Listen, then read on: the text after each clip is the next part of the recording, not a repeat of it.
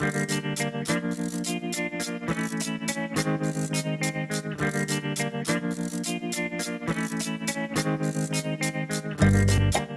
this is Michael Emery. Thanks for tuning into the Slow Baja. This podcast is powered by Tequila Fortaleza, handmade in small batches, and hands down, my favorite tequila.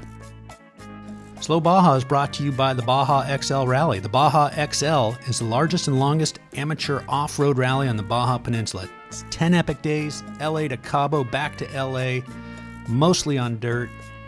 For an adventure of a lifetime, you got to check out the Baja XL Rally. More information at bajaxl.org and on Facebook at the Baja XL Rally News and Support Group. It's coming up January 2021. Be there. Hey, it's Michael Emery, and we are in Agua Dulce, California with Mike Pearlman, and we're going to talk about NORRA and how everything got started back in 1967 or before that. And I'm really looking forward to hearing stories about the old and the new and how you created the happiest race on earth. So let's just jump into it. Well, basically, it got started. Mike, I know you're into the Land Cruisers and the FJ40s. It got started with an FJ40. And I grew up and we lived in Tarzana. And Dad was into deer hunting and wanted to go to Utah and take his 14-year-old son, which was me, deer hunting in Utah. So on Ventura Boulevard there in Tarzana, he saw an FJ40 Land Cruiser for sale.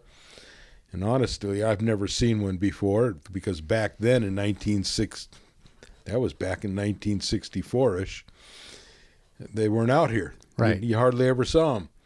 But this one belonged to the Edgar Rice Burroughs estate, which was Tarzan.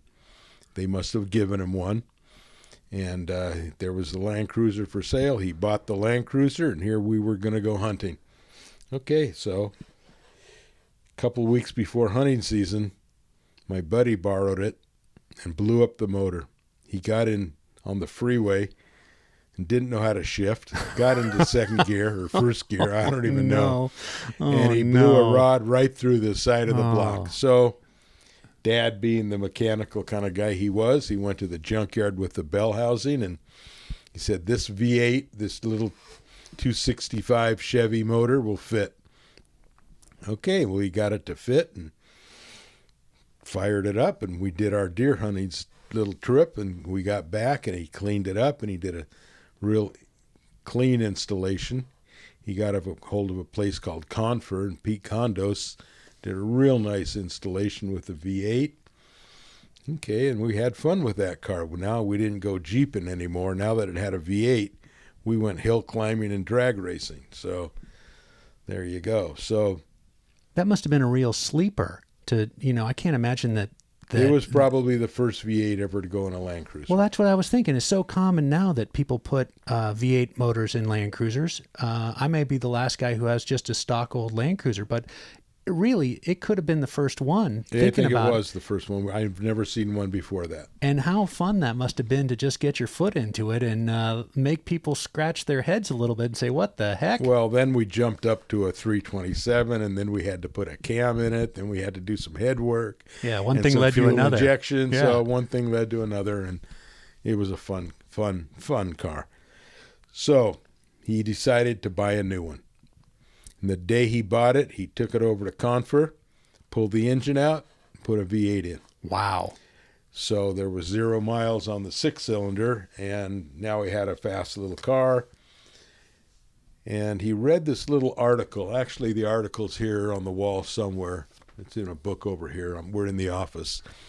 And it was about how Eddie Mulder, Bud Eakins, Cliff Coleman, and Dave Eakins set a record on Triumph motorcycles from Tijuana to La Paz. And Dad said, I can break that record. I could break that in my Land Cruiser. Okay, well, he went out to buy some wide tires, and back then you couldn't buy wide tires. So he found somebody selling farm implement tires out of his garage. And the guy said, well, I'll give you 6 tires, but I want to be the co-driver. So his dad said, okay, 6 tires, great, you're the co-driver. So they went down. They tried to set a record. And they broke down. They didn't set the record. But when they got back, Dad said, that was so much fun. We had a great time. I'm going to put on an event. So he put on the first Mexican 1000 rally. He called it a rally. It was really a race. But he couldn't buy insurance if he called it a race, so he called it a rally. Bought insurance and had the event. The other guy, the co-driver, he decided to sell off-road equipment, and his name was Dick Seepeck. And I think we all know where Dick Seepeck went with all the equipment. So basically the Land Cruiser pushed us into doing the National Off-Road Racing Association, and that's how it all got started. Yeah, it's pretty interesting beginnings there. It worked out well for Dick, didn't it? Oh, yeah. And Dad. Yeah. Yeah. So interesting. Can you pick apart the initial run between Dick and your dad and trying to beat that record? That record, it's been talked about a bit. I've read some articles about it. Pretty exciting trip for those guys. Was your dad that kind of a guy? He just said, wow, I'm going to go do it. I can do it in my Land Cruiser, and I'm going to do it, and nobody's going to talk me out of it. Dad was a florist. Yeah, I know. It's crazy. Okay, but he was into his Land Cruiser, and he enjoyed working on it and putting the engines in and out, and pretty mechanical. But he just did it. He just did it on a whim. He didn't take his little son with him, but I was only 19. I was about younger back then, maybe 16, 17. But they had a good time, and they broke down in Punta Prieta on the hill that climbs up to the airport. And funny enough, when I entered in the 1968 race, I broke down in the same exact spot. Wow. What are the odds of that? In a Myers-Manx dune buggy. Anyway, that was kind of funny. Within 50 feet, I broke down, and that was kind of their event. They had a great time.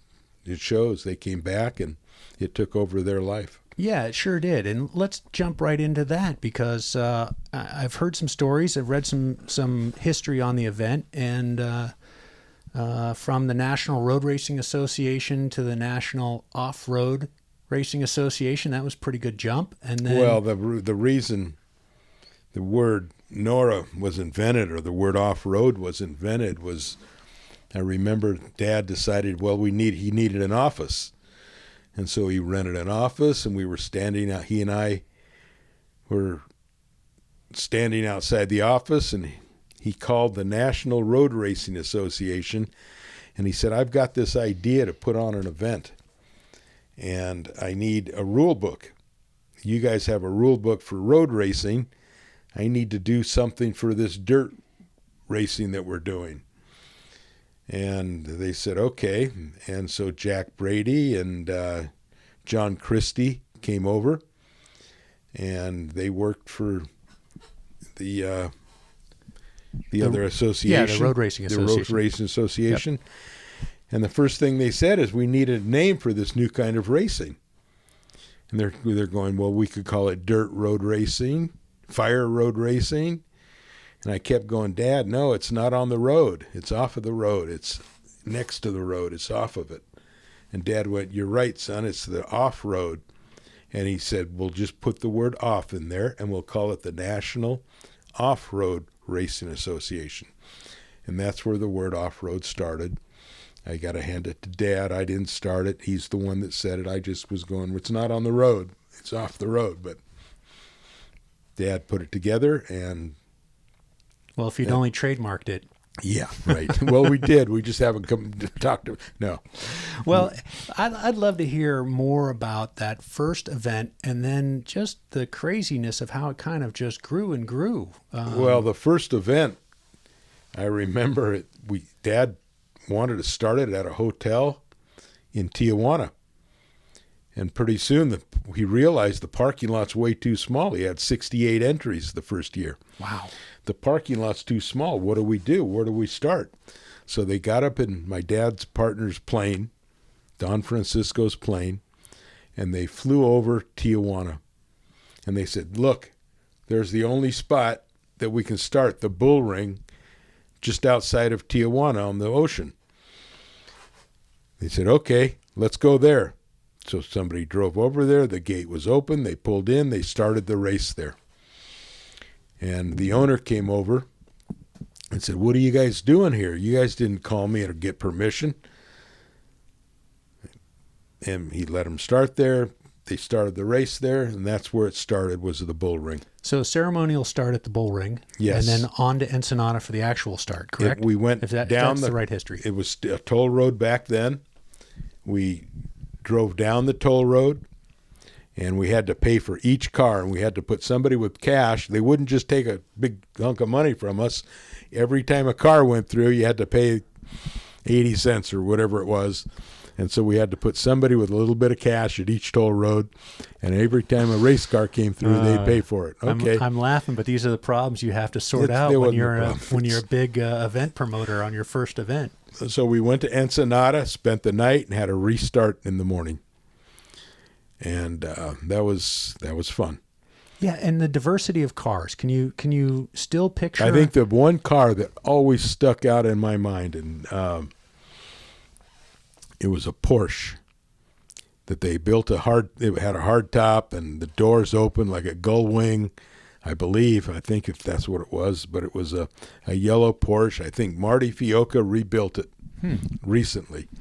And I'll have to track him down and get that story. That was one of my favorite cars. The other one was an Edsel. Yeah. That Bill Strop built. And that Edsel was so cool, it was just beyond.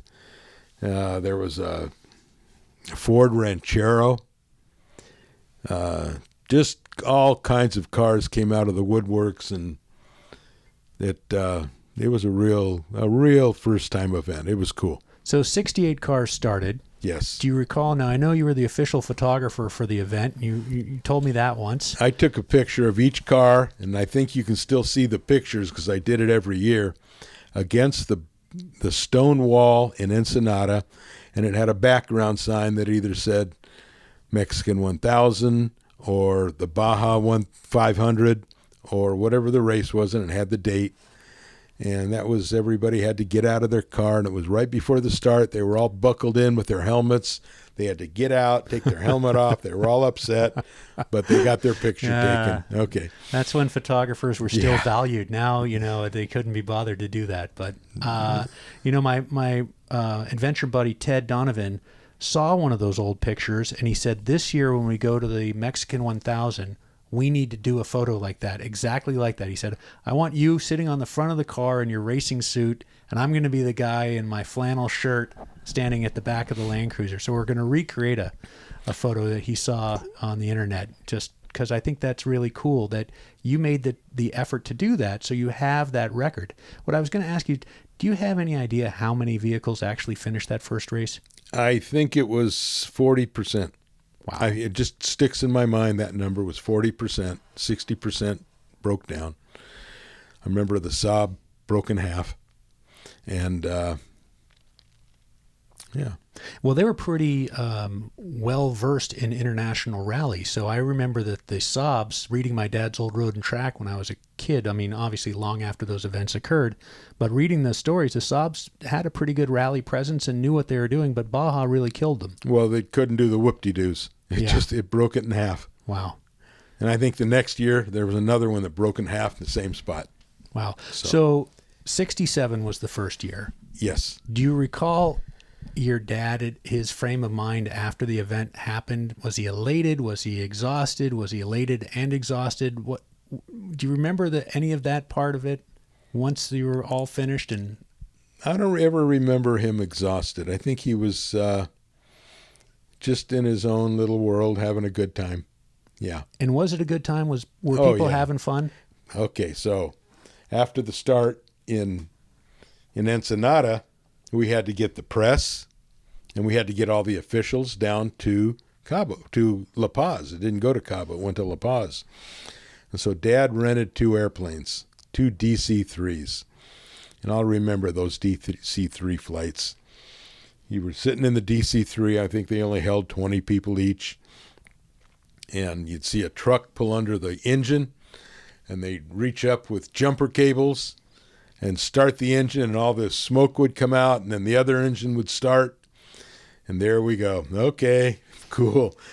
And we had two of them, one for the press, one for the cruise. And they flew down there, they landed, and the flight was something else. We could go and we could walk into the cockpit. I remember walking in there, and here was the pilot, and there was somebody's wife sitting on his lap, and they had margaritas in their hand, and woohoo, oh boy, we were having a good time. But we got there, and those were fun times. Then it went to a DC-6, but the two DC-3s were there's one of them still sitting in Ensenada. Wow. Well, as I always say about doing events in Mexico, it's not a weekend at the track. There's a little more to it than that. You've really got to have a sense of adventure if you're going to take on something like this. This was a first time deal. Yeah. So 67, the event occurred. People actually finished. How did the event planning go for 68? Now, you've already told me you were driving in the 68 event.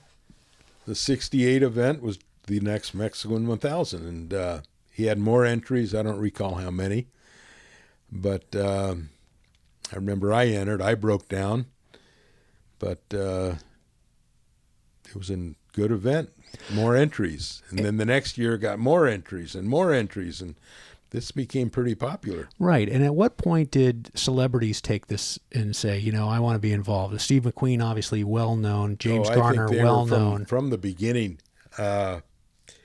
I'd have to look. I don't know offhand, but from the beginning, they were involved. Yeah, I've never seen the boot in person, Steve McQueen's boot, but that James Garner car that Chuck Barris built, shortened mid, it had he was like sitting right, it had that 455 motor right next to him. It was sort of almost like a mid-engine I didn't know George Barris built that. Yeah, so it's a shortened, it's up at the Mendenhall Museum. It's a shortened... the Oldsmobile. Yeah, it's really something, You look at it, it looks like a regular Olds, then you realize, I don't know how many feet, 2 or 3 feet are missing from the middle of the car. Uh-huh. And that motor's basically, you can put your hand on it. It's right next to you, like where your shifter would be. I think John Swift might have that car now. Wow, it was really something to see.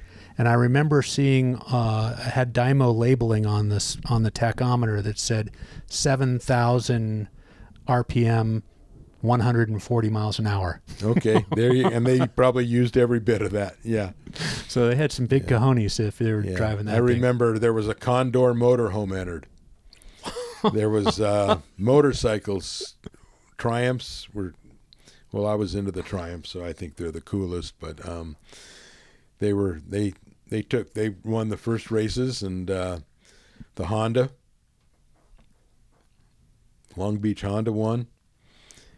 So it grew dramatically. Yes, it did. And your dad had his finger on the pulse of this brand new sport, and then poof, problems. I'm sure dealing with. Well, we had a little problem dealing with the government down there.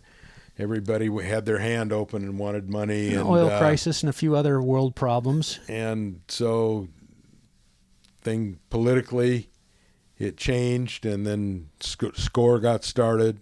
Mickey Thompson got in there and took the races, Sal Fish, and they did a good job for all these years, and I thank him for it. And when Dad passed away, somebody challenged me and said, why don't I do something like my dad did? So I thought about it for a little bit. I got a little upset that they even said that. But, I put on the first redo of the Mexican 1000. Yeah, and we brought back NORRA. Yeah, so my buddy Ted and I got on to, we're not racers. We have no business in a race car. We're just guys. And I had a dream to do the La Carrera Panamericana. Mm-hmm. And so I was doing that in 2006. And I said to Ted, if we ever figure this thing out, because we were really in over our heads. We had no idea. The race starts in Chiapas, and you race all the way from the bottom of mainland Mexico back up to, those days it went from border to border. And I said, if we ever figure this out, we're going to get one of those class 11, the stock Beetles? Oh, yeah. We're going to get a class 11 Beetle, and we're going to drive in the Baja 1000. I think they're the funnest. So that was 2006. I think it was 2007 or so. I read some stuff that you were going to put this historic off-road race on. Well, the first one was in 2009. Right, but I think in 2007 or 8, there was some rumors about it was going to happen about it. Yeah. In 2009, we planned, and we had entries, but the hurricane came and took out the roads, and so 2010 was our first event. So I reached out to Pete Brock, who had raced in the early 60s, and he raced the Datsuns there. So he was ahead of the Datsun team, and road race Datsuns and then off-road race Datsuns. And I had a Datsun Fairlady, a little 2-seat convertible that I had done the Carrera with, so it had a full roll cage. And I was naive enough, ignorant enough to think maybe I could off-road race this thing, put some tall tires on it and a little bit of beefier shocks and springs. Pete said, absolutely not. There's no possible way. But he did send me whatever you had in the way of rules at that time. And I remember reading about it that you recommended that each vehicle have a sleeping bag for the driver and the navigator. And water. And water, of course. Yeah, water. And, I would have tequila, of course. But I just remember thinking that sounds like my kind of event. You could break down and need a sleeping bag and spend the night out in the middle of nowhere. Perfect. Let's go. I remember waking up in the 68 race, and I fell asleep. I was so tired by the time I got to Punta Prieta down there, or wherever I was. I was sleeping right on the race course. Lucky I didn't get run over. So fast forward to getting this event launched. I understand that the people who were smart enough and lucky enough to get into that first race really had a ball. And then the word just spread through the off-road racing community, like, you better get in for next year because this is the event. That was in the 67 event? No, when you rekindled the race and you got that first one done. Well, we had a different focus. We weren't focused on making money. Okay, it was Michael Novell and myself. We were focused on having a good time. Money wasn't even in our minds. We just wanted to finish something our dad started. Eliseo Garcia, myself, Michael Novell, and a few other people helped us, and we just wanted to finish something Dad started. And so it wasn't from our pockets, it was from our hearts, and that bell rings real loud. And so we had a fun time. We keep it fun, and it's still not from our pockets, but it's still from our hearts, and we're doing it right. Yeah, and so I've had a chance to get to know Eliseo a little bit. He's a quality individual. And yes. His dad was involved with your dad, correct? He was my dad's right-hand man. He was the Secretary of Tourism for Baja at the time. Absolutely. Yeah, that's interesting. I'm going to have to talk. He got us the permits. He got us right in where we had to be. Amazing. So when you got back together with Eliseo and you did the first event, and the word spread like wildfire. This is I'm not sure who coined the term the happiest race on earth, but it became pretty quickly known as the happiest race on earth. And here you are, 11 years later, and it's still happy, and people are still loving it. You haven't wrecked it. The reason is because it's not from our pockets. Okay? Otherwise, it might get ugly. Now, people who aren't able to see this, you can see this very serious look on Mike's face. I don't want to know the financials, but it sounds like it's still being done with a big heart. Yeah. And anybody who had a head for these things might not be doing this kind of work. That's true. Yeah. I'd rather be installing washing machines, okay, if I'm making a little money. But we're having fun with it, okay? Yeah. I wake up every morning, and what's NORRA doing today? Who do I call? What should I do? But it comes down, and we have meetings on the phone. I go to Mexico a lot. I haven't gone in the last 3 months because of this virus stuff, but it'll come to an end. And you've made some great lifelong friends out of this. Oh, boy. Too many. And I think maybe more importantly than your personal friendships that have come out of this has been a way, I think, and I'm just looking at it from the outside, this has been a way for a lot of folks who have been involved in off-road racing at a very high level to share the sport with their children, grandchildren, maybe even great-grandchildren. It could be. Who knows? They bring their families in, but it's also brought them back because a lot of them are too old to be competitive in maybe a score race, okay, to where you have to get in there and bust your butt all night to finish. And we stop each night. Yeah, and there's a hell of a party. We go to the bar and we talk and have fun. Right. Okay, so it's a little bit of a rest each night, and it's a lot of fun. Yeah. We keep it fun. We serve food. We have bands. We have tequila. Yeah. And I remember a couple of years, I think we're going to have it this year, every time you pull into a checkpoint, you get a shot of tequila and a beer. So there you go, and another shot if you want it. But as long as we're not racing, we can drink tequila. Well, there you go. I'm all in on that. Yeah. So I was able to participate in the Baja 500 because I did happen to run into Eliseo and Pepe once while I was driving my old Land Cruiser down in Baja, and they were mapping a section of the course, and they went by in your Lexus LX 450, and they had all the NORRA stickers on the side. So we had a chance to stop and talk, and they invited me to do the Ensenada race, and that was really a lot of fun because you're at a hotel. The race made 2 big loops, and then you're back to the same place every night, and it was really an easy way to go. I think that event is going to be a great boon for folks who just need to go get their Baja fix. Yeah, that the 500 is easier. Yeah, and I'm looking forward to the event in October 3rd through 10th, to do the NORRA Mexican 1000, and I'm in the Safari class, which I think is also a great opportunity, the Savvy Safari class, that you can take a street legal 4-wheel drive, no roll bar, or in my case, a vintage 4-wheel drive vehicle, and have somebody like Kurt Leduc kind of be mother hen looking after the flock. I think that's an amazing way for people to get to see an event like the Mexican 1000 and feel like they're part of it. Well, they are part of it, very much so. And it's all part of going down there and just having a good time. Well, whose brainchild was that? I mean, it just seems like that's a genius idea to open this, portion of the event up to folks who don't have a racing vehicle. They've just got their cool, fun old off-road truck. I'm not sure who came up with it, but it kind of fell into place, and we had a few meetings, and here we went, and there we go. Yeah. Well, as an ambassador of that class now, I really had a great time. And again, Mark Stahl couldn't have been nicer, big-time racer. Kurt Leduc couldn't have been nicer, big-time racer. And Gerald Lee, who's the class sponsor and his Savvy Off-Road, he couldn't have been nicer. And I think it was Gerald's idea. I'll give that to Gerald. All right. Well, yeah. I'm going to talk to Gerald, hopefully, on this podcast swing that I'm doing. So what's next for you? The event's coming up in about 3 months. We're talking here in the 3rd week of June. We've all been sheltering in place for months. People are itching to get down to Baja. What's next?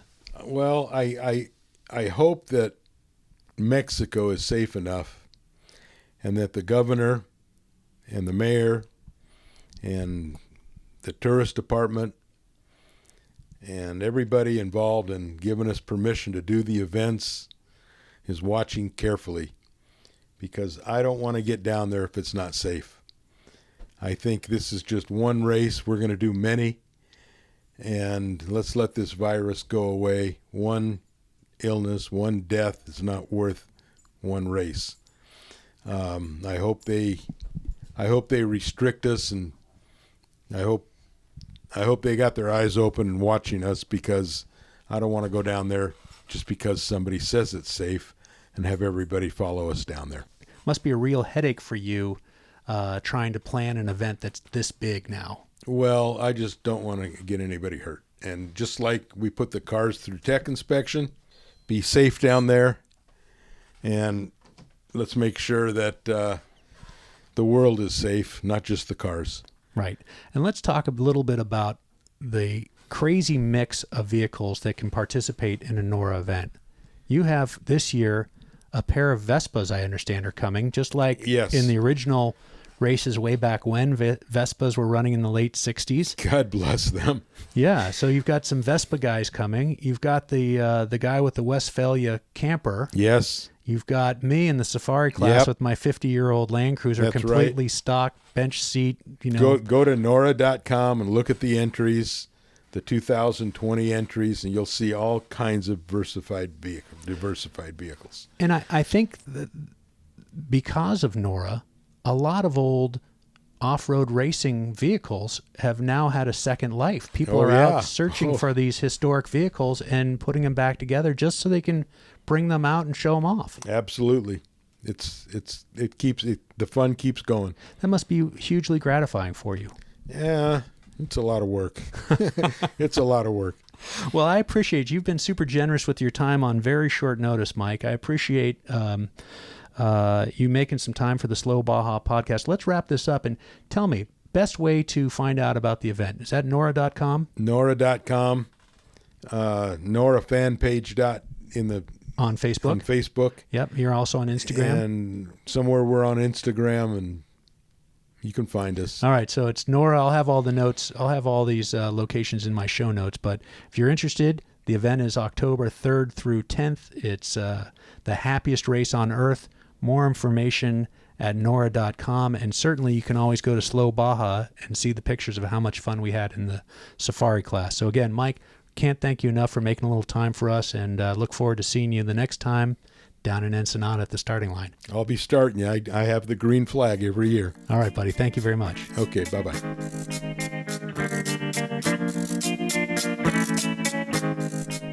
Hey, you guys know what to do. Please help us by subscribing, sharing, rating, all that stuff. And if you missed anything, you can find the links in the show notes at slowbaja.com.